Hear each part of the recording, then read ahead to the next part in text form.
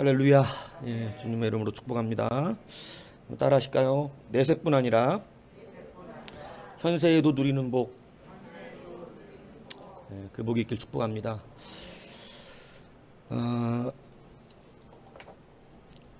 하나님께서는, 우리 주님은 분명하게 알려주시는데 이 땅에서도 복을 받는다는 것입니다. 현세와 내세. 그래서 저는 좋지 않은 신앙과 잘못된 신앙의 가치들을 뭘로 보냐면 영적인 것으로 치우치는 신앙들. 그래서 맨날 뭐 성도는 가난해야 되는 줄 아는, 이게 굉장히 좋지 않은 신앙을 생각합니다. 또 너무 육적으로 분별하지 못하고 그냥 인본주의적으로 치우치는 신앙들도 있다는 것이죠. 그것도 굉장히 좋지 않다는 거예요. 이 둘 다 교회에는 아주 힘든 사람들입니다. 예. 근데 우리는 항상 말씀이 기준이라는 사실을, 그래서 저한테 대화를 할 때 말씀이 기준인 사람이 얘기하면 함께 기쁨이 와요. 저는 예전부터 분명히 그랬습니다. 말씀을 기준으로 이야기하는 사람하고 하면 밤새 그것이 너무너무 기뻐. 근데 항상 육적이거나 항상 영적으로 치우친 사람들 얘기하면 답답합니다. 그렇기 때문에 여러분 잘 아세요. 오늘 예수님이 그 균형을 잡아주시는 첫 번째 단어가 뭐냐면 내세와 현세 모두라는 것입니다. 그러니까 여러분, 우리가 이 땅에 살아갈 때 우리는 분명하게 내세와 현세의 이 두 가지의 은혜와 복을 다 누린다는 사실을 잊지 아니하시기 바랍니다. 그러니까 맨날 내세만 말하는 사람, 현세만 말하는 사람 다 골치 아프다 이거예요. 예수님은 균형을 잡으셨어요. 단 한 번도 한쪽으로 치우치질 않으셨어요. 그래서 우리에게 가르쳐 주기를 좌로나 우로나 치우치지 말라고 분명하게 알려주셨다는 겁니다. 이제 신앙의 균형이 안 잡히면 복을 받기 어렵습니다. 둘 다 할 줄 아는 게 없어요. 둘 다. 왜냐하면 영적인 사람은 움직이지를, 육적인 일을 못해. 손과 발이 안 움직여. 맨날 말로만 해요. 예. 또 지식으로 얘기하는 사람은 할 수 있는 능력이 없어요. 왜냐하면 하나님이 일하셔야 되는데.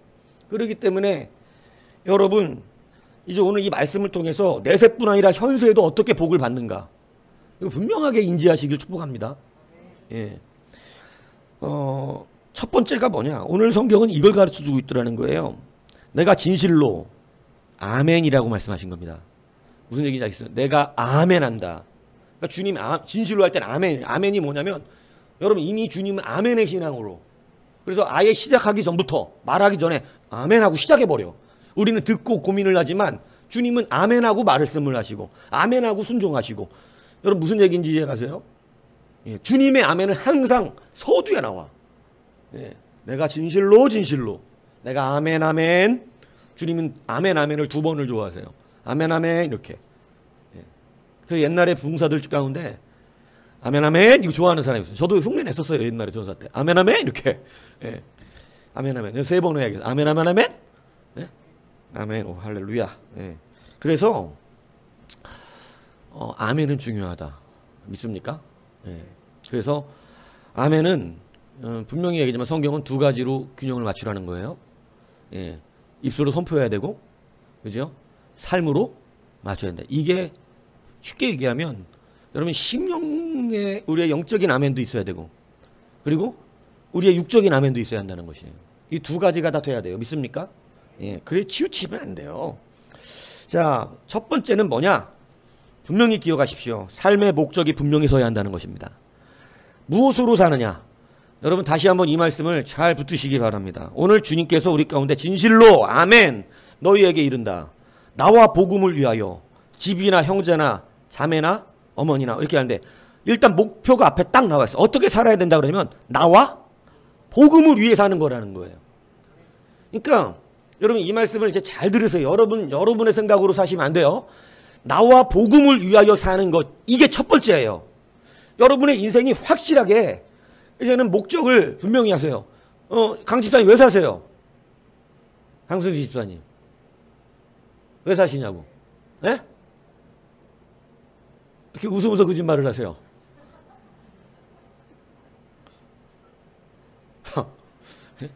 본인도 민망하죠 말하고. 예. 예수님, 예? 이 말이 민망하지 않게 축복합니다. 진짜가 돼야 진짜가. 예? 그래서 삶의 목적이 분명히 서야 한다는 거예요. 나와 복음을 위하여. 이게 여러분 복받는 비결이라고 지금 말씀해 주는 거죠, 성경이. 영적인 것과 육적인 모든 복을 받아 누리는 비결이 여기 있다 말씀하시는 거라니까요. 그러니까 여러분, 분명한 목적지를 이제 확실하게, 여러분 교회를 제가 이질적으로 교회 따로 신앙 따로 아니에요. 교회 살려내는 게 여러분의 일이에요. 무슨 얘기인지 이해 가세요? 그게 돼야 여러분들이 사명을 감당하는 것이고 여러분의 직분을 온전히 하는 것이다, 이 얘기를 하는 것입니다. 분명히 나와 내 복음을 위하여 사는 목적지의 길이라는 것이죠. 이 길의 설정이 잘못되면 뒤에 거 아무리 다 잘해도 길이 틀리기 때문에 별로 은혜가 없는 것입니다. 이게 뭔 얘기인지 아시겠어요? 여러분, 목적지가 틀리는 사람이 그 주님이 한 거 아니잖아요. 그런데 그게 무슨 효과가 있겠냐, 이 얘기를 하는 거예요. 그래서 주님이 우리 가운데 분명히 알려주시기를 나와 복음을 위하여 먼저 서야 한다는 것입니다. 이제 진실로 여러분, 여러분의 인생이 여기에 목적을 두시기를 축복합니다. 저도 제 인생이 있는데요. 여러분의 인생을 주님이 책임진다고 말하는 거예요, 이게. 내세와 현세의 다 복을 받아 누리게 해주겠다, 내가. 현세의 복을 받아 누리지만 내세에 버림받는 자가 있고, 구원은 겨우 받았으나 현세를 살면서 구질구질하게 사는 사람 많고.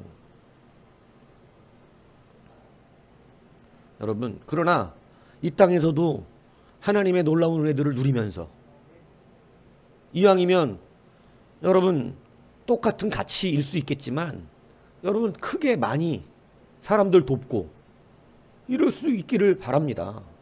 예. 무슨 얘기인지 가세요? 여러분, 그 방법이 지금 성경은 정확하게 기록해주고 있으니까 이제 여러분 이렇게 실천하면서 사시길 축복합니다. 오늘부터 목적을 바꾸세요. 여러분, 우리 청년들 특히 다시 한번 얘기하지만 지금부터 주님과 그 나라를 위하여 명확하게 자기의 인생을 설정하십시오. 반드시 잘 되고 반드시 잘 됩니다. 주님이 앞에다가 진실로, 주님의 아멘은 좀 우리 거랑은 갭이 달라요. 주님의 아멘은 100%거든요. 주님은 뭐라고? 자기를? 아멘이지요. 나는 아멘이야. 성경이 그렇게 아예 주님은 아멘이라고. 아멘으로 사는 자가 어떤 능력을 누리는지. 아멘을 무시해서는 안 된다고 제가 말씀하시죠. 아멘은 아주 고귀하고 능력 있는 선포기 때문에. 그래서 여러분, 아멘이라고 하는 것, 주님이 앞에다가 붙여놓으셨어. 내가 아멘. 아멘으로 시작을 하시, 이 말씀을. 그러니까 이건 분명하다는 것이죠. 아멘. 내세와 현세의 다복을 받을 것이다. 예. 그러니까 이걸 믿으십시오. 여러분, 주님과 주님 나라 위하여 먼저 살으라는 거예요. 그 복음을 위해서. 이렇게 목표를 확실하게 설정하고 이제는 모든 삶의 여러분들의 생각과 마음과 모든 것들을 거기다 맞추면서 사는 거예요. 여러분, 분명한 목적지를 알고 가는 사람은 실족하지를 않아요. 그래서 여러분, 이 목적지를 자꾸 이탈하는 것. 사무엘상 15장 18절에 보면 사무엘은 사울왕에게 이런 말을 합니다. 여호와께서 왕을 길로 보내시며 이르시기를, 이렇게 말씀하시거든요. 길로 보내시는 거. 여러분, 제가 아까 낮은 말했지만 여러분, 우리 신앙생활 그렇게 복잡하지 않습니다. 길로 가라는 거예요. 저리 그냥 가라는 거예요. 그냥 가면 되는 문제였던 거죠. 길로 보냈는데 여러분, 그는 목적지 상실이 왔어요. 목적지 상실. 어떻게 목적지 상실이 왔냐면 그는 주와 주의 이름, 그 영광 나라 복음을 위해서, 여러분, 아말렉을 무너뜨린 건 사실 주의 복음 문제였거든요. 그런데 그것을 온전하게 지키지 아니하고 누구의 영광을 위하여? 자기의 영광을 위하여 길을 이탈했다는 거예요. 목적지가 상실돼 버립니다. 여러분의 목적지가 상실되는 이유가 뭐냐면, 여러분 왜 자꾸 고민하고 근심하냐면 주님 나라와 주님의 영광과 주님의 권세를 바라보면서 주님 나라를 위하여 우리가 서 있으면 목적지는 잘 안 흔들려요. 고민할 이유가 별로 없어요. 왜냐하면 확실하거든, 대부분. 우리의 결정에 장애가 안 와. 결정장애가. 예? 이 옷을 살까 저 옷을 살까, 예? 이게 더 나은 것 같고, 아, 이게 가성비가 더 좋은 것 같고, 그런 결정장애가 안 온다고요. 왜냐하면 하나님의 말씀의 길의 목적지는 너무나도 명확하고 분명하게 그 길을 보여주시기 때문에. 그런데 우리가 내 스스로 너무나 많이 그 목적지 이탈에, 여러분, 이 도전들이, 갈등들이, 마귀들이 자꾸 막 부르잖아요. 그죠? 그러니까 어떻게 되냐면 자꾸 그 길을 이탈하고 싶은 거예요. 그런데 목적지를 분명하게 하시면 여러분의 길은 헷갈릴 일이 없어요. 주님 나라 위한 목적지의 길은 별로 헷갈릴 일이 없습니다. 그렇기 때문에 여러분, 온전하게 주님 앞에 그 주님 나라와 그 복음을 위하여 우리가 목적을 잡고 모든 것을 한다는 사실을, 지금부터 자녀들이 그 의식을 갖고 산다면 분명히 인생이 달라집니다. 예. 여러분, 그러므로 젊은의 때에 이 말씀을 확실하게 붙드십시오. 주님 나라 위하여 사는 거예요. 배우자요? 가정 위에서 만나는 거 아니에요. 주님 나라 위하여 만나는 거예요. 이게 명확하셔야 돼요. 주님 나라 위하여 만나면 너무 슬프지 않나요, 하나님? 그럴까요? 성경의 약속이 그렇지 않다는 걸 지금 말씀하고 있다는 거예요. 하나님 나라 왜 목적만 가지고 살아야 되느냐? 이제 확실하게 사시기를 바랍니다. 그런데 사무엘이 그 목적지를 이탈했을 때, 여러분 안타깝지만 사무엘이 그에게 이르러 이야기하는 거예요. 오늘 이스라엘 나라를 왕에게서 떼어 왕보다 나은 왕의 이웃에게 주셨나이다. 아멘이 되지 않는 인생에게 촛대를 띄어 옮겨버리신 거예요. 이게 무슨 얘기인지 이해가세요? 왕이요, 이제 왕이 그렇게 지키고 싶었던 왕권 있잖아요. 왕보다 나은 사람에게 이제 주님께서 옮기시겠답니다. 그러니까 여러분, 말씀 하나하나 앞에 여러분 진실로 이제는 순종하려고 하는 무단한 노력들과 그 말씀대로 그 길로 걸어가 보려고 하는 무단한 애쓰심이 있으기를 축복합니다. 그런데 이게 어려운 건 그거밖에 없어요. 여러분이 너무 복잡하다는 거. 아니, 사실은 안 복잡하고 단순하고 주님 그냥 전 주님 뜻대로 사는 게 좋아요. 이런 사람 안 힘들어 이게. 네, 안 힘들다고. 이게 저도 여지껏 가르치면서 어떤 분들 보면 언제부터 안 힘들어지냐면 말씀 씨름 진짜 많이 했습니다. 저도 진짜 씨름 많이 했어요. 근데 씨름하는데 그렇게 씨름하면 보통 빠른 사람들이 3년 걸리죠. 진짜 빠르면 3년 걸리더라고. 3년 후 어느 순간 어떤 각 분들은 결단이 되고 탁 돌아서는 경우가 생겨요. 팍 마음이 스파크가 튄 거야. 팍 튀더니 결단을 딱 하는데 그 다음부터 인생이 단순해지는 거예요. 막 예전에는 수요 예배 나오세요 이러면 너무 복잡해. 직장이 시간이 막 이래야 되는데 막 수요 예배 목사님 수요 예배 나오라. 나보고 또 나 정말 죽겠네. 복잡합니다. 근데 이분이 교육받은 어느 날 이후에 탁 마음이 변하니까 별로 복잡하지 그냥 나오는 거예요. 아니 오늘 어떻게 일 안 하고 나오셨어요? 그냥 수요일날 저녁 때는 아무것도 안 잡습니다. 저는 수요일날 예배 드릴 거예요. 근데 여러분 그 다음부터 제가 간증을 얼마나 많이 들은 줄 아세요? 도대체 자기 힘으로는 할 수 없는 아주 단순해요. 제가 이거 뭐 없는 말 하는 게 아니라니까. 딱딱 일을 맞추는데 정말 놀랍다는 거예요. 그 다음부터 새벽 예배 나오라 그랬죠. 또 복잡하죠.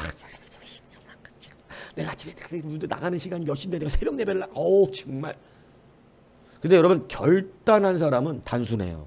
그럼 새벽 예배에 맞추지 뭐. 그래 여러분 신앙은 생각보다 길이 단순합니다. 이게 얼마나 위대한 것인지를 여러분 깨달으셔야 돼요. 여러분 그 복잡함을 빨리 버릴수록 빨라요. 빠르다고. 그래서 여러분 목적지가 오직 주와 그 복음에 있는 여러분의 삶이 되기를 축복합니다.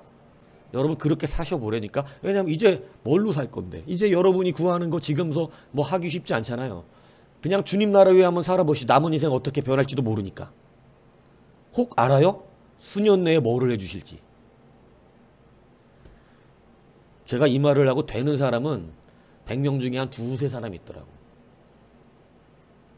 되는 사람. 근데 농담이 아니라 진짜입니다. 주님 나라 위해서 한번 살아보시죠.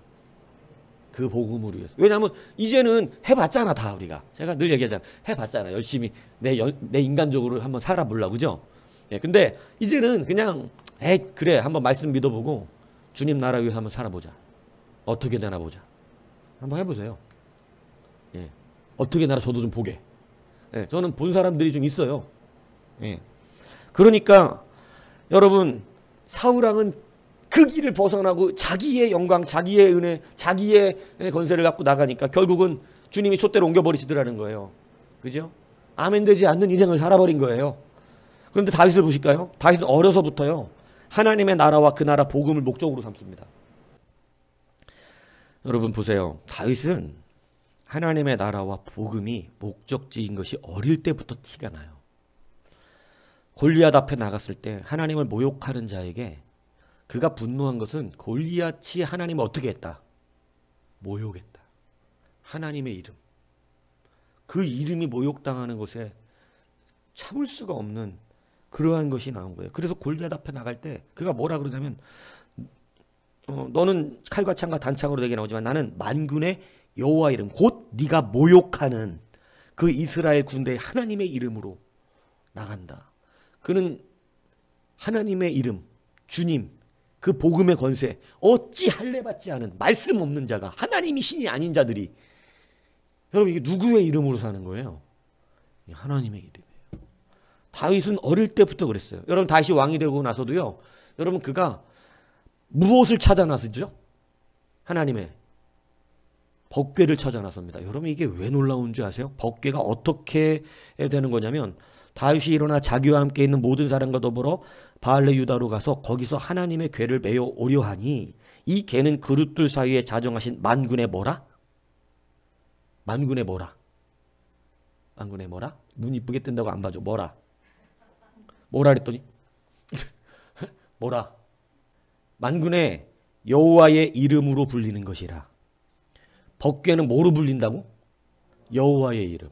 여러분 다윗이 법궤를 찾는 게 왜요? 그 단순히 법궤가 아니에요. 뭐기 때문에? 하나님의 이름. 나는 하나님의 이름을 찾아. 여러분 놀라운 거예요. 그는 왕이 되어서도 누구의 이름을 구해? 하나님의 이름의 목적지가 변하지가 않고 있어요. 아무도 법궤 안 찾았거든. 왜냐하면 다윗이 법궤를 왜 찾아? 잘 먹고 잘 살고 모든 나라 전쟁에 승리하고 있는데 법궤가 필요하다는 의미를 느낄 수가 없어요. 무엇으로 따지면 내가 부강하다는 거로 따지면 잘 먹고 강해지고 잘 살고 있다는 것으로 보면 다윗은 법궤를 찾을 필요가 없습니다. 그런데 여러분 다윗은 잘 먹고 잘 살고 부강하고 잘 되는 것이 목적이 아니었다는 거지. 이거 아멘. 이게 위대한 하나님의 여러분 목적지로 사는 자의 시선이에요. 법궤가 어떻게 생각이 나겠냐고. 지금 너무나 잘 먹고 잘 살고 부강해지고 전쟁마다 이기고 모든 것을 승리하고 있는데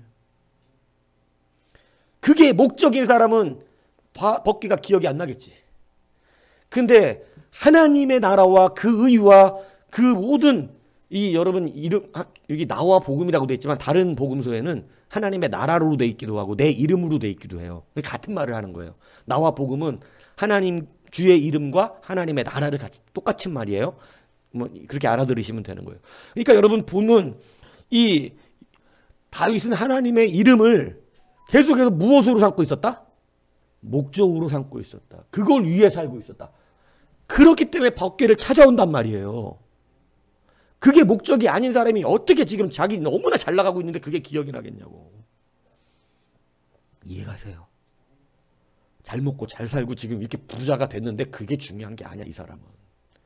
이 사람의 근심은 거기에 있지 않고 법궤를 갖고 올까. 법궤를. 내가 하나님께 앞에 무엇이 합하지 못한 것인가. 왜? 누가 목적이니까. 그까짓 거 안 갖고 오면 어때? 지금도 잘 나가는데. 여러분 이게 목적지가 다른 사람의 삶이에요. 여러분 뭐에 근심하세요? 돈 없는 거? 여러분 돈 없는 거 근심하는 사람은 돈 생겨도 근심합니다. 아 이것도 내야 되나? 아 교회 지금 딱 뭐 필요한데 내가 딱 그 돈 갖고 있네? 그래갖고 막 양심을 어떻게 하고 싶어? 이건 우연이다. 여러분 사람이 그래. 내가 예전에 얘기했잖아요. 천마 회장님 집사 때 사업할 때 자기 공장 불러 화학공장 오산에서 하다가 불나가지고 다 타는데 3일 예배라 3일 예배 가는데 그때 수금 받아갖고 500만 원 따인데 불났으니까 500만 원 전 재산인 거야 자기 거. 아 근데 가다가 자기 본 교회 늦을 것 같아서 어쩔 수 없이 옆에 조그만 교회 들어갔는데 앉았는데 성도들 몇 명도 있지 않은데 목사님이 마지막에 설교하면서 우리 교회는 내일까지 500만 원 안 납부면 이제 이 교회 비워줘야 됩니다. 이렇게 얘기하고 끝났는데 자기 안에 딱 얼마 수금했어? 500만 원. 그분 그랬대요. 그럴 리가 없습니다. 그럴 리가 없습니다, 주님. 이건 우연입니다. 근데 빨리 교회 예배 끝나고 나가야 되는데 예배 주기도문 할 때까지 500만 원 안 내면 500만 원 안 내면이 막. 그러니까 거길 부르신 거잖아. 자기 전 재산인데. 그거 내면 자기는 뭘로 이제 어떻게 사냐고. 근데 예배 끝나고 덜덜덜 떨리는 소리로 강대상에다 이렇게 놓고 나왔대요. 근데 여러분 그 간증이 그거잖아요. 그게 천마가 되었다. 그 500만 원하고 바꾼 그룹이 되어버렸다. 끝내준다. 그때 500만 원은 전부 위에 있지만 사실 생각해보면 500만 원 별것도 아니지. 그때는 전부일지 모르겠지만 한중가루가 그때에는 전부일지 모르겠지만 생각해보면 아무것도 아니죠. 여러분 목적이 하나님이잖아요. 목적이. 그죠? 그러니까 여러분 하나님의 법궤를 갖고 오는 것이 진짜 자기의 삶이요 삶. 거기가 목적이야 그게. 그러니까 굳이 먹고 살고 돈이 있고 없고로 고민 안 해. 돈 때문에 걱정하는 사람이 하나님 제일 먼저 시켜주시는 게 돈으로 걱정 안 하게 만들어주시는데 돈으로 걱정 안 하려면 돈이 좀 없어 봐야 되거든. 그러니까 돈이 있어도 걱정하는 인생은 쓸모가 없어요. 돈이 있는데도 걱정을 한단 말이야. 돈이 없어서 못 드리고 있다 이러고 있다가 돈만 있으면 드렸을 텐데 이러면서 돈이 없다고. 근데 돈이 생기니까 또 못 드려. 그러니까 여러분 못 쓰임 받는 거죠. 돈 있으면 할 것처럼 그러다가 그러니까 여러분 돈이 없어도 걱정을 안 해야 된다는 얘기를 하는 거예요. 목적이 어디여야 된다?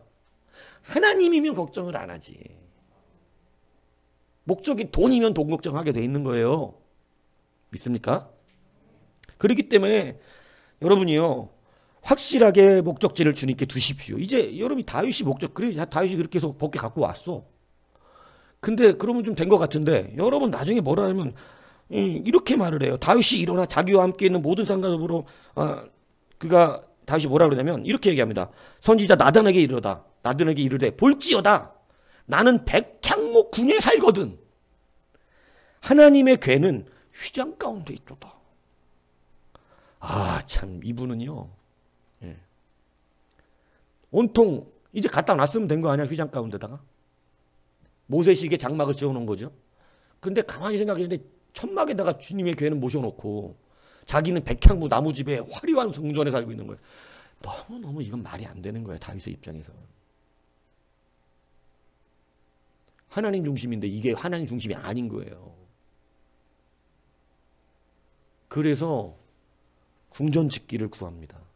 성전 짓기를. 하나님이요. 기뻐갖고 그걸 누가 너한테 말했냐. 야, 내가 하란 적도 없는데. 여러분 이게 굉장히 중요한 얘기입니다. 하나님은 원래 그걸 하려고 그러셨어요. 원래 자기의 이름을 두시고 탄 곳을 만드신다 그랬다고. 그러려고 그러신 분이야. 근데 그것을 하나님 중심으로 사는 자는 깨달아 버려. 하나님 중심이니까 눈에 보여. 절대 하나님 중심으로 살지 않으면 돈이 많아도 안 보입니다. 이거 분명하거든요. 돈이 많다고 할 수 있는 게 아니고 돈이 많다고 보이는 것도 아니에요. 분명히 기억하셔야 돼요. 그래서 여러분 다윗이 성전을 짓겠다고 딱 하니까 하나님 기쁘셔가지고 나단을 딱 보내갖고 뭐라 그러냐면 나단이와 함께 하르되 여호와께서 왕과 함께 계시니 마음에 있는 모든 것을 행하소서. 여러분 하나님 중심의 길을 계속해서 걸어갔더니 다 하래. 하고 싶은 거 다 하라. 모든 거 다 하라. 마음에 있는 거 다 하세요. 하나님이 함께 하신답니다. 할렐루야. 아, 참. 다윗을 좋아하는 이유가 이래. 야, 어떻게 이래. 여러분 들어봤어요? 하나님이 어느 날 와서 너 하고 싶은 거 다 해라. 내가 너와 함께 한다. 이런 들으면 끝난 거지 이거는. 오셔갖고 제발 그거 안 하면 안 되냐? 야, 너 그거 하다 망할 것 같아. 안 하면 안 되냐? 그 짓 좀 제발 하지 말아라. 이렇게 하면 안 된다는 거예요. 네? 여러분, 하나님을 나라와 그 복음을 목적으로 살면 그 이름과 그 나라를 위하여 목적지가 분명하면 여러분 할 일이 많아요. 할 일이. 법궤도 찾아와야 되고 그 이름을 찾아와야 되고 그 이름을 모셔야 되고 여러분 그리고 그 인생의 목적이 정확하니까 길이 흔들리지 않는 거죠.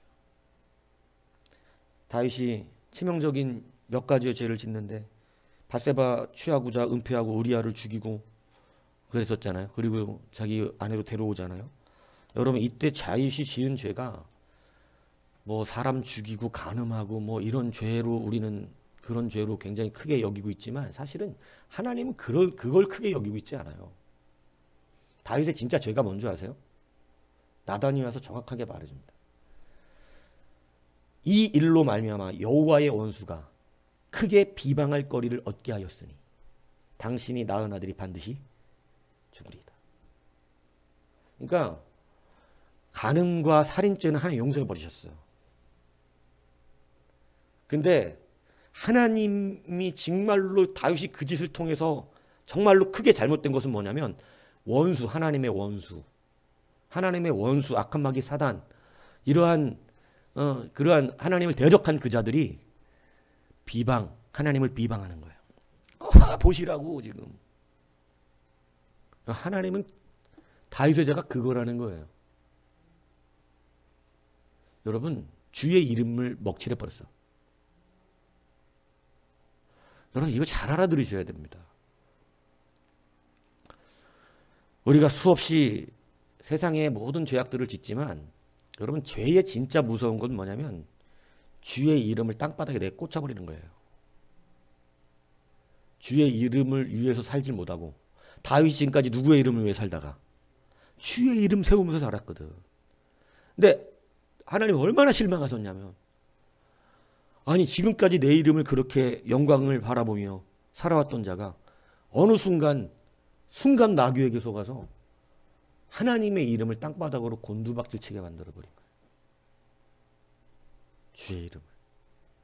그러니까 여러분 우리는 그냥 뭐 간음 살인 뭐 이거 얘기하지만 다윗이 진짜 그것 때문에 하나님이 아프신 건 주의 이름이 영광이 가려져 버려요.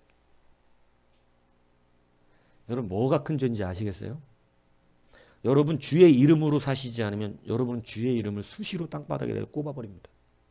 주의 영광이 예배 속에서도 찬양 속에서도 기도 속에서도 우리의 삶 속에서도 나타나지 않으면 여러분 수시로 자기의 의와 자기의 자존심과 자기의 삶의 생각대로 그리스도의 이름을 밑으로 꽂아버려. 살인죄보다 무서워. 뭔 얘기인지 이해가세요? 정신 바짝 차리세요. 저는 살인한 적 없는데요. 이러고 주님 앞에 깨끗하다고 생각하셨다간 큰일 날 수도 있습니다. 주의 이름을 굉장히 비방 없게 만들었죠. 하나님은 그게 커요. 모든 죄는 용서하시려고 그러거든. 인간의 그 흉악무도한 모든 죄를 이미 짊어지셨거든요. 사람 별 차이 없고. 근데 여러분 주의 이름을 목적지를 탈선하는 자. 사울왕은 죄가 다윗에 비해 그렇게 커 보이지 않습니다. 굳이 죄의 행위를 보라면 제사 2번 했어요. 그리고 나중에 하나님이 안 만나주시니까 무당 찾아간 거. 사울왕의 흠이라고 말하면 그 3가지예요. 제사 2번 드리고 무당 찾아간 거. 도대체 다윗에 비교하면 죄라고 할 수가 없는 거지. 근데 여러분 왜 다윗은 구원받고 사울은 버림받았다고 되어 있습니까? 죄는 다윗이 큰 것 같은데. 사울은 무슨 죄를 진 걸까요? 불순종의 죄라는 게 뭘 의미하는 걸까요? 여러분, 하나님의 영광의 이름이 사울왕 때문에 밑에 곤두박질쳤어요. 그는 주의 이름을 개의치 않습니다. 다윗 보세요. 사울왕 3번이나 죽이려고 할 때 사울왕을 죽일 수 있는 2번의 기회에 여러분 그때마다 어떻게 해요? 여호와의 이걸 기름 부은 자를 치는 것은 하나님께서 금하시는 일이라고. 이미 버렸다고 말하는데도 하나님의 기름 부음을 굉장히 그 누구 이름을 의식하기 때문에 그렇죠? 하나님의 이름이에요. 사울왕이 무서워서가 아닙니다. 자기가 죽일 수 있는 사람이 뭐가 무섭겠어? 그게 무서운 게 아니야. 지금 다윗이 진짜 무서운 건 사울왕이 아니라 하나님이에요. 하나님. 하나님 금하신다. 목사가 아무리 그지 같아도 주가 기름 부음 받은 자에 대해 함부로 말하는 것이 하나님을 의식하는 사람은 두렵다는 거랍니다. 그렇기 때문에 그런 죄를 짓지 않아요.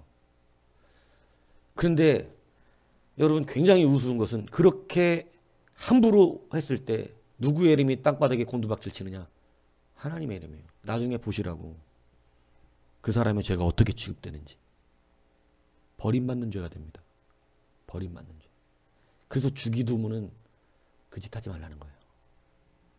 니들 그렇게 할 만한 자격들이 서로 안 되니 그러지 마라. 그러니까 여러분 이것을 기억하세요. 다윗은 하나님을 중심으로 살아왔기 때문에 버림받은 사울왕도 함부로 치질 않습니다. 하나님이 그냥 알아서 하실 거라는 거예요. 이게 믿음이라는. 요즘 이 시대가 얼마나 큰 죄 짓고 있는 줄 아세요? 자기들이 다 하나님이야. 마치 자기들이 다 판단하고 정지해서 옳고 굵고 쓸모있고 쓸모없고를 다 만들어요. 여러분 그 죄는 하나님의 이름을 밑바닥에 버리는 죄. 하나님을 의식하는 자는 절대 그렇게 못하지. 두려워서. 아무리 엉망진창이라도요. 함부로. 왜 지금 이 시대 주의 강단의 주권이 떨어졌습니까? 성도들이 그렇게 만들어놨다니까요. 함부로 하나님의 이름을 밑바닥에다가 내려쳐버려. 두려워서도 그렇게 말하면 시세연이 예전에 막 어릴 때 철없으니까 교회 목사님에 대해서는 하나님 예수님을 함부로 얘기하면 우리 할머니가 있다 그렇게 말하는 거 아니야. 어린데 그러는 거야. 난 왜 그러는지 몰랐어. 근데 아니 그렇게 말하면 안 돼. 입 다물어. 목사님에 대해 그렇게 말하는 거야. 우리 할머니도 사모님이잖아. 목사들끼리 서로 좀 우습잖아. 평신도는 목사로 보지만 사모님인데도 절대 그렇게 하는 것을 인용하지 않으셨었어요. 그렇게 하는 거예요. 예수님은 말이야. 막 이러고 막 어릴 때 삐지면 막 엄마 싫어 이러듯이 예수님은 기도도 안 들어주고 막 이런 일 하잖아요. 뭐 기도를 해봤어야지 또 그런 것도. 기도도 안 들어주고 이러면 예수님한테 그렇게 말하는 거냐. 여호와의 이름을 망령되이 일컫지 말라. 죄 없다 하지 아니하리라. 여러분 주의 이름이 땅바닥에 곤두박질 쳐서는 안 됩니다. 다윗의 죄는 살인 간음죄를 뛰어넘어서 여호와의 이름을 땅바닥에 버려버렸어요. 하나님의 분노는 거기 계셨어요. 네가 내 이름을 가지고도 네가 나를 대표하고 있으면서. 여러분 성도된 삶이 그래서 중요한 것입니다. 주의 이름으로 사셔야 돼요. 이젠 분명히 그 목적지를 확실하게 하고 사시길 축복합니다. 주의 이름으로 사세요. 내 이름으로 자꾸 살지 말고. 내 이름은 알아주지도 않아. 내가 유명한 것은 주님의 브랜드가 바뀌기 때문에 유명한 거야. 내가 세상에서 무명하나 유명한 자처럼 살 수 있는 거는 내 이름 가지고는 안 돼. 그 이름 아무리 높여봐도 하나님이 인정 안 하신다니까. 그러나 내 안에 예수의 이름이 있을 때 유명해지는 거예요. 천국에서 그 사람의 이름을 모르는 자가 없고 심지어는 어둠의 권세들도 그 이름만 들으면 알아서 들들들 떨어. 내가 사울, 다윗, 바울도 알고 예수도 아는데 넌 누군데? 네? 사도 바울이 유명한 사람이 아니잖아요. 길거리 전도하고 다니는 사람이 뭐가 유명했겠어 로마 시대에. 근데 여러분 그가 유명하지 않은 자이지만 여러분 귀신이 합니다. 난 바울 알아. 유명하다니까. 영적 세계에서. 하나님 나라의 천사들도 알죠. 자기 이름 갖고 자꾸 일어나 봐야 너무 쪼잔하잖아. 그 좁은 마음으로 일어나는 그 작은 파동들이 이 큰 하나님의 예외 앞에 대적자로 선다는 게 얼마나 뭐 대단히 큰 거여야 또 그래도 무엇이 한 수십억 갖고는 그런다 이러지만 돈 몇 푼 되지도 않는 것, 몇 푼 되지도 않는 그 자존심, 그까지 말 한마디 순종하라는 게 그렇게 대적되고 싶어서 멀었습니다. 여러분 그렇기 때문에 그 이름이 비방되지 않게 하는 것 중요해요. 이름대로 사셔야 돼요. 아시겠습니까? 그래서 복의 사람이 되기를 원한다면 여러분 그 이름과 그 나라의 백성대로 여러분 길로 걸어가셔야 돼요. 벳세메스로 가는 암소도요. 이렇게 돼 있어요. 암소가 벳세메스 길로 바로 행하여 대로로 가며 갈 때에 울고 좌우로 치우치지 아니하고 하다못해 소도 좌우로 치우치지 아니하고 길로 간대. 근데 그 가는 길이 울었대. 왜냐하면 새끼 내려놓고 가는 거니까 얼마나 고통스러워. 새끼 내려놓고 가는 길이니까. 그러니까 소도 감정이 있단 말이에요. 새끼를 저기 넣고 저기서 막 새끼가 엄매 이렇게 부르잖아. 엄매 이렇게. 웃어야 될지 울어야 될지 모르는 엄매가 그렇죠? 엄매 부르는데 엄마 소 두 마리가 젖나는 소란 말이에요. 먹여야 되거든. 엄매 이러면 하다못해 나한테서 엄마 그러지도 않는 우리 봄이가 와갖고 눈 이렇게 뜨고 앉아서 이러고만 있어도 이 쌍놈 새끼 뭐 먹을 거 줘야 되나 이런 그 눈을 못 외면해갖고 꼭 뭐를 하나 주게 되는데 자기 새끼가 엄매 하고 우는데 길로 치우치지 않고 울면서 울지만 그 길 가더라. 울지만 여러분 울면서도 가야 되는데 뭐 우는 건커녕 뭐 가지도 않고 안 돼요. 그래서 여러분 길로 그 이름 목적지를 정확하게 붙들고 가십시오. 목적지 이탈하지 마세요. 자꾸 자기 감정대로 하나님 말씀 앞에 쓰지 마세요. 하나님 기뻐하지 않으십니다. 점점 나락으로 빠져 영성이. 찬양도 안 되지, 기도도 안 되지. 하나님 대적하는 거거든. 하나님 대적. 그러니까 요즘은 자기 악성들을 그렇게 내려놓기가 힘듭니다. 예전과는 좀 많이 달라졌어요, 시대가. 예전엔 참 회개하는 것이 어려운 일이 아니었는데 요즘은 참 회개가 어렵습니다. 안타깝지만 예나 지금이나 회개 안 하면 구원 못 받는 건 똑같아요. 어려워진 시대라 할지라도 어떡하겠어. 하나님의 자녀만이 회개가 되는 그것을 기억하셔야 돼요. 여러분 그래서 첫 번째가 뭐라고요? 뭐라고요? 목사님 지금이 첫 번째라고요? 이제 첫 번째 끝난 거예요 목사님? 몇 번째까지 있는데요? 저도 제가 왜 이러는지 모르겠어요. 여러분 같으면 지금쯤 끝나면 가장 목사님 훌륭하고 그렇죠? 예. 그러나 두 번째는 자 드림의 원리가 있어요. 자 드림의 원리가 있는데 많이 남았네. 참.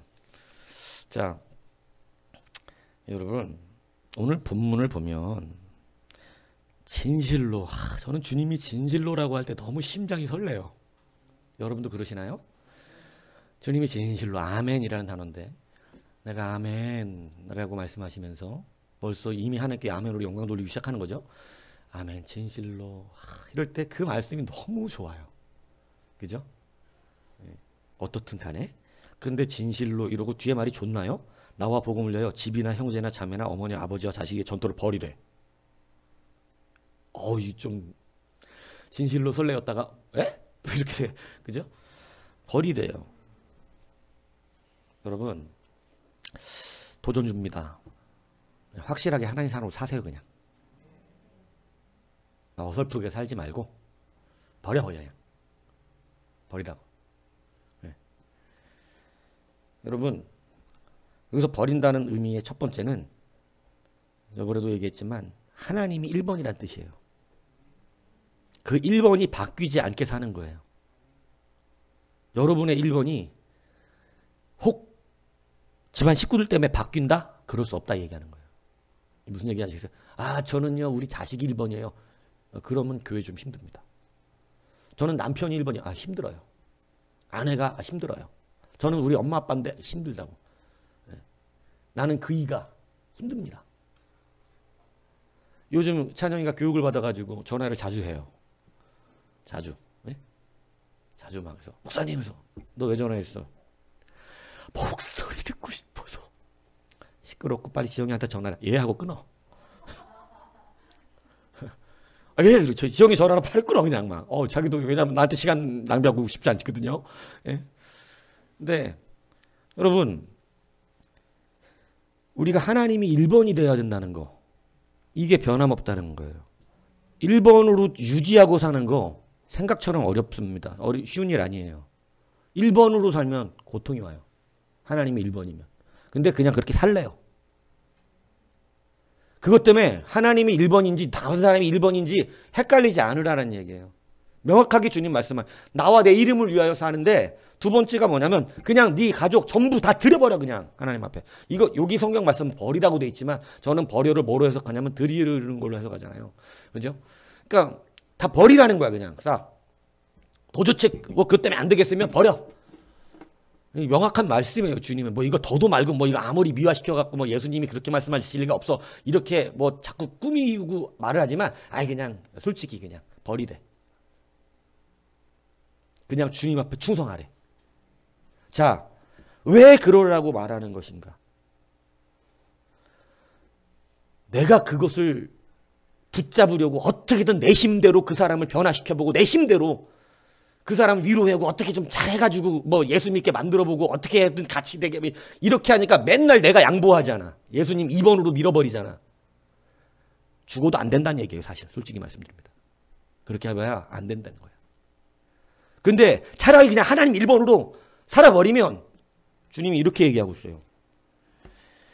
현세에 있어 집과 형제와 자매와 어머니와 자식과 전토를 100배나 받되, 다시 말하면 내가 주님께 모든 것을 올인하고 살아버리면 네가 그 드림이, 네가 네 자식을 드렸으니 자식이 잘 될 것이고, 네가 드린 전토는 분명히 물질 말하는 겁니다.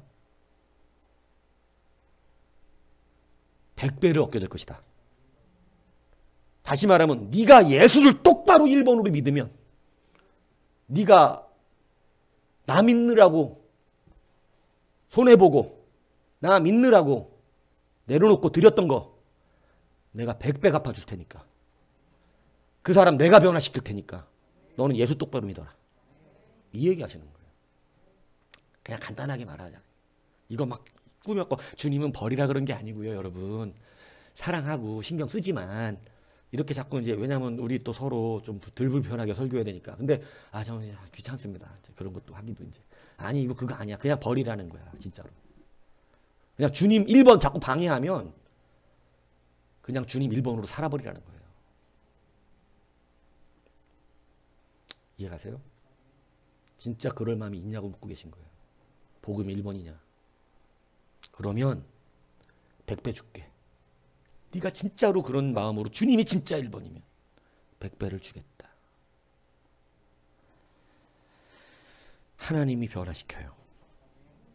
내가 그렇게 변화시키고 싶어 했던 거, 내가 정말로 그렇게 만들고 싶었던 그 일이 가정에 화목함이, 기쁨이, 감사가, 맨날 가정이 불화하고 힘들고 그랬던 것이 내가 양보한다고 그게 또 편해지는 것도 아니야. 편해지는 건 잠깐이지. 또 그 일을 평생 붙들고 살아요. 희한하지만. 그러나 그냥 하나님 앞에 올인하면 내가 해줄게. 성경 분명히 저는 말씀대로 전하는 거예요. 말씀은 그렇게 말하니까 예수님을 믿는 분은 여기에 아멘 돼서 그 아멘의 복을 누리시고, 아니면 끝까지 인간적인 뭐 우리는 좋게 그냥 기분 좋게 지혜롭게 이렇게 말하지만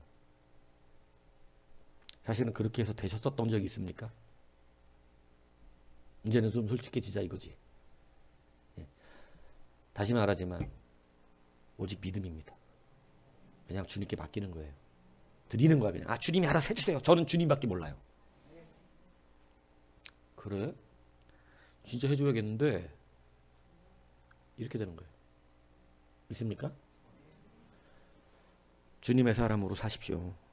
주님이 얼마나 강력하게 지금 하세요. 100배 준대 100배. 100배. 100배는 딱 100배죠?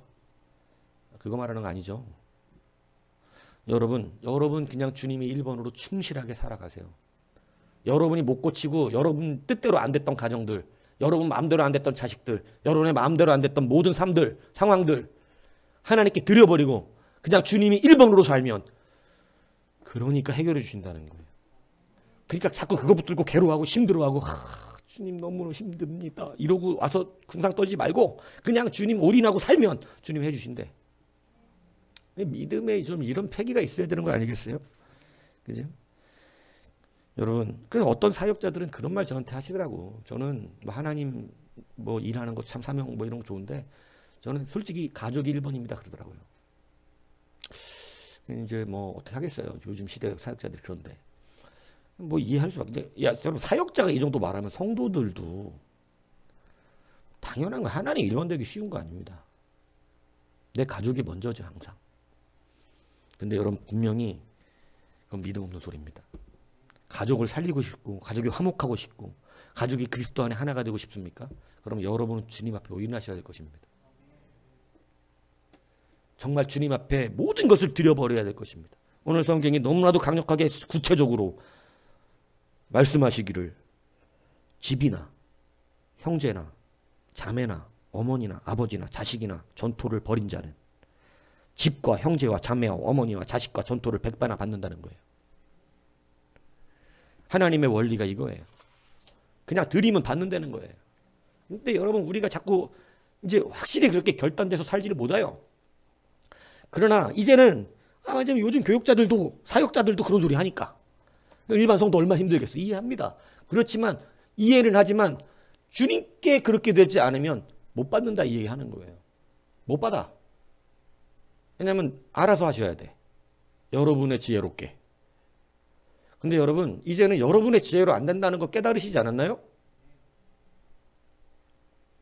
하나님이 하십니다. 확실하게 붙드셔야 돼요. 확실하게. 명확하게. 그래서 여러분 버리는 것에 의미를 두면 템테이션이 되고 100배의 의미를 두면 트라이얼이 되죠. 같은 말씀이지만 다르게 받는다고 늘 말하잖아요. 똑같은 말씀을 듣고 또 어떤 사람은 매우 불편하고 막 그죠? 부자 청년은 띨띨했어요. 그거 다 바치고 가면 100배 준다는데 아유 바보 같으니라고. 그거 버리고 주님 따르면 100배 준다는데 버린 그 돈에 신경이 쓰여갖고 거기에 기준이 잡혀가지고 주님이 주시는 것은 생각지도 않아요. 앞으로 뭐가 될지 알아. 앞으로 뭐가 될지 아냐고요. 지금만 가지고 얘기하는 여러분 그게 믿음이 없다 소리를 듣는 거 아니겠어요? 지금만 갖고 얘기를 하니까. 그죠? 지금 여러분 조금 어려운 게 낫지. 여러분. 그래서 하나님 우리에게 그 모든 것들을 드림이 되는 삶 속에서는 하나님의 분명한 갚으심이 있음을 약속하고 있다는 거예요. 오늘 하나님 앞에 이렇게 드려보십시오. 여러분 뭐 아브라함이 이삭 드렸을 때 여러분 아까도 이게 얼마나 중요한 얘기입니까? 이삭 드림이 목적이 아니잖아요. 하나님이 주심이 목적이지. 이거 아셔야 된다는 거예요. 근데 그거 볼 줄 모르면 이삭을 어떻게 드리냐고. 내가 전 재산은 드려도 이삭은 못 드립니다가 되는 거죠. 근데 주님은 지금 전 재산 말하는 게 아니에요. 대치품은 없어 주님 앞에. 여러분 분명하게 이것을 명확하게 하셔야 돼요. 이삭도 그래요. 흉년의 땅에 나무라는 게 쉬운 일 아닙니다. 여러분 같으면 지금 직장 잃고 지금 어디라도 가서 쌀이라도 사다 먹어야 가족들, 내 식구들, 내 자녀들이 밥을 먹는데 지금 교회가 문제입니까? 지금 이렇게 생각이 드실 것 같지 모르겠지만 여러분 교회가 살렸잖아요. 주님이 우리 지금까지 살리셨다니까요. 저는 교회를 보면 이걸 느끼고 살아요. 우리 광야수 우리 교회를 보면 와, 하나님 역사하시는 교회구나. 참 놀랍다. 그렇기 때문에 그냥 나무라는 것이 쉬운 일 아닙니다. 이게 어려웠기 때문에 엘리멜렉은 자기 자녀들 데리고 다 여러분 어디로 갔어요? 모압으로 다 간 거예요. 왜냐면 생각해보면 여기 있으면 내 자식 아들 둘 다 굶어 죽게 생겼거든. 돈 있을 때 빨리 처분하고 빨리빨리 지혜롭게 해서 내가 아버지로서 책임져서 잘 먹고 잘 살게 해야겠다 이러고 갔는데 이런 된장 자기도 죽고 아들 둘도 다 죽네. 자기의 방법이 살려내지 못했어요. 잠시 부유하게 사는 듯 싶었지만 여러분 그 부귀영화 10년도 못 가더라 이겁니다. 그러나 여러분 이삭은 남았어요. 식솔들도 많았지만 거기에 남았는데 여러분 그 흉년의 가운데서 흉년 때 자기를 드린 거거든요. 자기 가족들을 하나님께 맡긴 거거든요. 여러분 그때 하나님의 갚으심은 진짜 100배야. 오늘 성경 말씀처럼. 농사하여 몇 배를 얻었더라? 100배 얻었다고 성경에 기록돼. 진짜 100배 받았다니까. 그리고 마침내 뭐가 되었더라? 거부가 되었다. 하나님께 드리면 돼요. 이제 우리가 못해요 이거 사실 원래. 네. 하나님께 드림이지. 믿습니까? 그냥 하나님의 사람으로 사세요. 명확하게. 자꾸 전토 무슨 돈을 아니 하나님 돈 없으셔서 그러는 게 아니거든요. 근데 그 돈에 자꾸 집중하지 마세요. 하나님은 주시고 싶으신 분이에요. 현세와 내세의 모든 복을 주시기를 원하시는 분임을 말씀하고 있다는 사실을 여러분 기억하십시오. 식구들이 도저히 힘듭니까? 드려버리세요. 성경대로 표현하면 버려버리세요. 하나님 1번으로 사세요. 하나님이 화목하게 만들어줍니다. 하나님. 무슨 얘기인지 가시죠. 이것을 그래서 주의 이름과 복음을 위해서 이제는 목적지를 삼고 확실하게 하나님 앞에 드리는 삶을 사시면 돼요. 이 베품의 기술이라고 하는 책에 보면 존 헤기아이가 쓴 책에 보면 그 친구 폴 마이어 유명하잖아요. 이분 소개했잖아요. 거기에 보면 이 사람이 보험 세일즈맨이었거든요.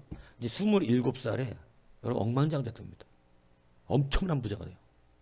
근데 이 부자가 되는 원리를 써놨는데 이 사람이 부자 되는 원리를 뭐로 생각했냐면 내가 내 것을 가지고 드리면 베풀면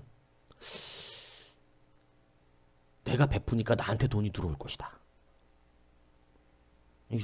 아주 단순무식한 생각이에요. 그래서 수입의 50%를 무조건 기부합니다. 가난한 자들을 위해서 교육하는데 기부를 한 거예요. 예. 그러니까 27살 돼가지고 이 주체할 수 없이 돈이 들어오는데 여러분 이분의 얘기가 그거예요. 생각해보세요 여러분. 내가 가난한 사람 돕는데 그럼 하나님 누구 돈 주겠어요? 믿음이 있어도요. 남에게 베풀지 않으면 그 사람에게는 돈은 필요 없는 거예요. 베푸지 않는 돈이 무슨 필요가 있겠어요? 근데 내가 돈을 베풀니까 50%는 무조건 그냥 하나님 나라야. 그냥 막 이 가난한 사람들 위해서 막 그냥 쓰게끔 기부를 하는 거예요. 막 학교 뭐 어려운 사람들 뭐 이런데. 근데 여러분 그 50% 남는 것이 얼마나 커지는지. 왜냐면 정말 그렇지 않습니까? 믿음이 있어도 베풀지 않는 자에게는 돈을 주실 이유가 없어요. 그 사람에게 돈이 들어가면 베풀어지지 않거든. 근데 믿음이 좀 약해도 베푸는 자에게는 일단 돈이 은사야.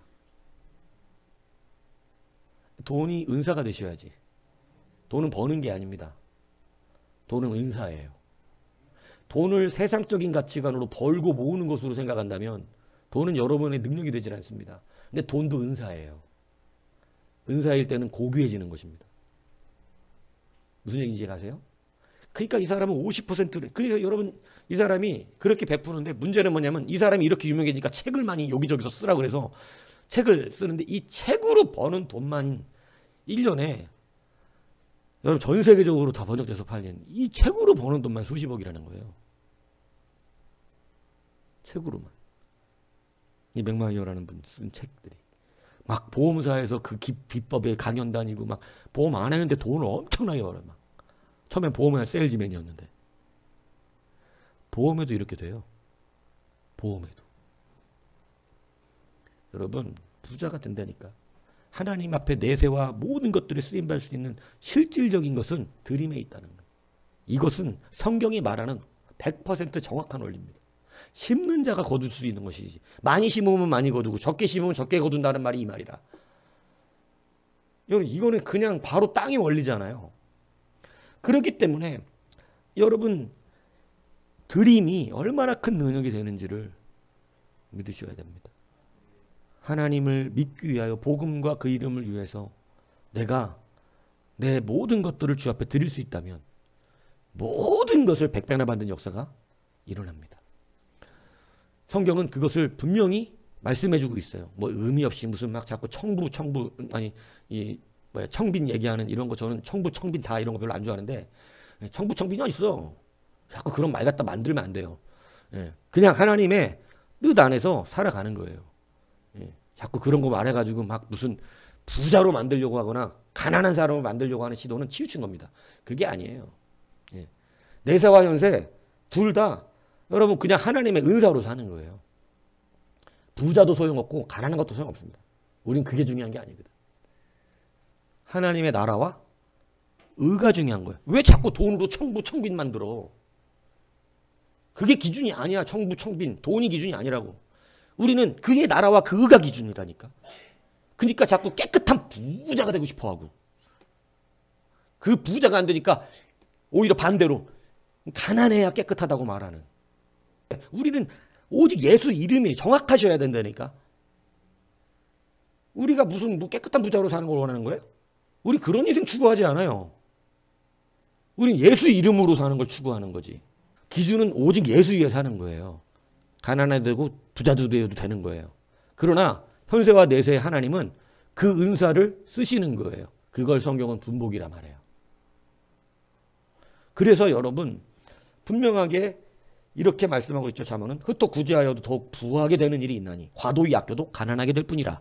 그러니까 가난하다 부자다의 개념으로 우리가 사는 것 아니고 하나님의 뜻대로 구제하는 자의 삶을 살고 하나님의 이름을 위하여 사는 것에 우리는 부자와 이 가난함의 기준이 되지 않고 그가 나중에 가면 너는 부자로 살았구나 이렇게 말씀하지 않아요. 하나님이 아무리 많은 돈을 갖고 많은 사람을 도와줘도 그렇게 말하지 않고 너는 내 뜻을 가지고 많은 사람을 구제했다 말씀하시지 부자로 살았단 말씀하시는 게 아니란 말이에요.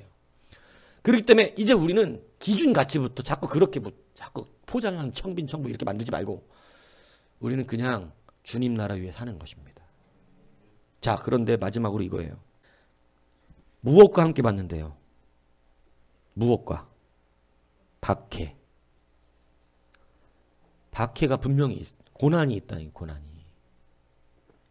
부자가 뭐 되라고 이 설교를 하고 있는 게 아니고 여러분들이 내세와 현세의 모든 하나님의 하나님의 복을 받는 하나님의 복은 좋은 거예요. 복을 자꾸 이렇게 가증스럽게 여기면 복을 못 받아요. 하나님의 복은 고난이 함께 와요. 당연히 식구들을 내려놓으면 고난스럽지. 이삭을 드리는 건 기쁘게 헤헤헤 이러면서 드리면 그건 미친놈이죠. 이삭을 드리는데 기뻐갖고 막 아브라함이 오 예 막 이러면서 드렸겠어요? 와 진짜 그렇지 않아도 보기 싫었던 새끼 잘 됐다 이러면서 그럴 리가 없잖아요. 3일의 고통을 주신 거예요. 3일 동안 고통을. 3일 동안 내 자식이 죽어있는 그 죽는다는 고통. 그 고통을 하나님 겸하여 주셨어요. 그래서 여러분 우리가 누리는 삶에는 반드시 고통도 있다. 그 많은 것을 누리지만 견디고 이겨야 되는 고통이 있다는 사실을 기억해야 돼요. 이삭도 마침내 거부가 되기 전에는 그 순종의 극심한 흉년의 고통이 있었습니다. 야곱도 드디어 그가 하나님의 이 이스라엘이라는 그 귀한 은혜의 복을 받기까지 절름발이가 되는 고통이 있었어요. 요셉은 노예와 죄인의 고통을 받았습니다. 여러분 분명히 고통의 기간을 지나갑니다. 하나님의 은혜의 복을 받아도 고통, 박해를 겸하여 받게 되는 거예요. 그렇기 때문에 어떻게 해야 되냐면 고난을 견뎌내야 됩니다. 많은 사람들의 실패는 순간적으로 그 고난이 싫기 때문에 때려치는 거예요. 네. 근데 그거 때려쳐도 별 대안이 없어요. 무슨 얘기인지 이해가시죠? 그거 때려쳐도 어차피 이 세상이 고난스러워. 그러니까 주가 주시는 고난을 달게 받으라는 거예요. 기쁨으로 받고 인내해내라는 거예요. 반드시 받기 위하여 인내가 필요하다는 거예요. 그래서 여러분, 우리가 받는 모든 복에도 고난은 함께 동참될 수밖에 없다. 그러니까 고난에 자꾸 집중해서 힘듭니다, 괴롭습니다, 죽겠습니다 이러면 그러면 받지도 말아야 되는 거죠. 아니, 받기 위해서 고난스럽고, 여러분 내가 주님이 1번인데 어떻게 안 고난스럽겠냐고요. 세상 사는데 많은 고통이 있습니다. 그런데 오늘 예수님을 믿는다면 오늘 예수님이 하신 말씀을 믿으십시오. 예수님이 주신답니다. 우리의 받음은 심음에 있고 들임에 있음을 성경은 이 원리를 분명하게 하고 있어요. 여러분, 그러니까 자식이 속썩여요. 자식도 드려. 드리라 하나님께. 드려버려 진짜로. 그리고 나는 예수님 1번으로 살아 그냥. 모든 핍박을 감당하면서. 이해가세요? 예전에 그런 간증들 많았어요. 막 핍박받으면서 신앙생활하는 분들이 얻어 터져가면서도 교회 나오고, 얻어 터져가면서도 막 남편 아침에 출근했는데 구두 들고 와가지고 또 구두 들고 가 또 얻어맞고, 그런 고통을 받으면서도 끝까지 자기는 얻어 터지면서도 주님이 1번이니까 어느 날 딱 봤더니 남편도 주님이 1번이 된 거야. 남편도 주님이 1번이 되니까 가정이 기쁘기가, 감사가, 행복하기가 막 얼마나 기쁜지. 여러분은 남편은 내가 1번이어야 될지 모르겠지만 그거 안 기뻐요. 예수 안에서. 여러분의 가정은 모든 가정 식구가 하나님이 1번이어야 기뻐져요. 그렇기 때문에 여러분, 고통도 같이 오지만 그 고통도 참아가면서, 그죠? 하나님을, 나라와 그 이름을 위해서 살아가 보십시오. 집의 모든 경영이 주님께서 이루실 것입니다. 교회도 똑같은 원리가 적동되고 모든 우리가 살아가는 삶의 지경은 이 같은 원리가 작용됩니다. 회사도 하나님께 드린 자는 회사를 하나님이 경영하시는. 그렇기 때문에 여러분, 결론은 이러한 자는 영생의 복도 누릴 뿐 아니라 현세에서도 하나님이 주시는 것을 받아서 그것을 일하게 될 것이다. 얼마나 멋지게 일하게 되겠습니까? 그러므로 여러분, 내세뿐 아니라 현세에서도 복을 누리는 여러분이 되십시오. 여러분, 저는 괜찮아요. 욕심 없어요. 영적인 복만 늘 구원 받으면 되죠. 괜찮습니다. 그러나 이 땅에서도 이왕 어차피 똑같은 인생 사는데 이 땅에서도 하나님이 우리에게 모든 것을 100배를 더하여 주시겠다고 하니 여러분, 이제 진실로 우리의 목적지를 주님께로 두고 여러분, 모든 우리 앞에 불편했던 모든 것들을 주님께 드리고 여러분, 주님의 주시는 걸로 받아보시죠. 여러분, 주님이 주시는 걸로 받으면 매우 행복해집니다. 풀리지 않았던 여러 문제가 감사로 풀려지게 되는 것입니다. 그래서 이러한 현세와 내세의 놀라운 은혜의 복을 다 누릴 수 있는 우리 모두가 되기를 주님의 이름으로 축복합니다.